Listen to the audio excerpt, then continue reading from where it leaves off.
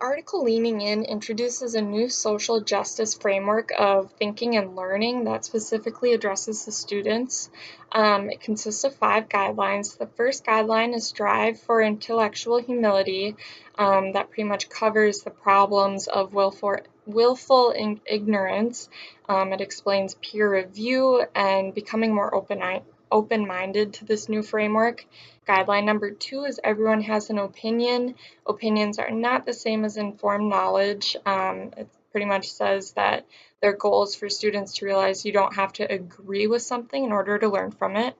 Guideline number 3 is Let go of antecedent evidence, instead examine patterns, and that explains that what the new social justice framework offers us is the understanding of how society works.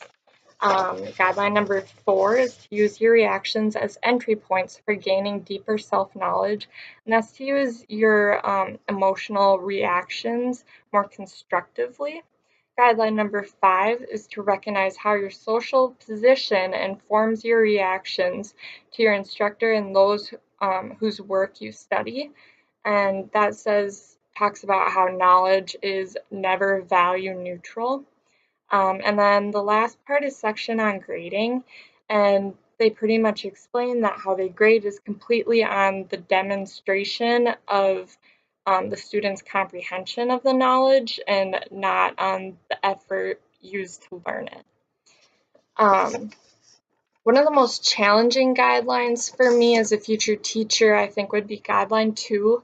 I chose this guideline because I think that students expressing their opinions really gets a discussion started, and I think those are really constructive. And if their opinions are based on incorrect information or misleading information, I think it's a good way for especially young minds to learn by explaining why that information was incorrect and why your information is correct. And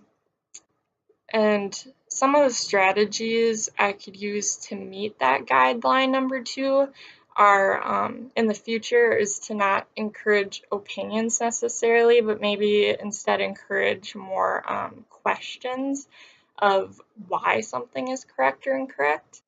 A strategy this semester I could use with another guideline, like guideline number 3, for myself as a student this semester, is to summarize information on FED so I can see it more clearly, because guideline number 3 says that let go of antecedent evidence and instead look for patterns. And I think finding patterns would be a lot easier with a clearer view of the information I've gained.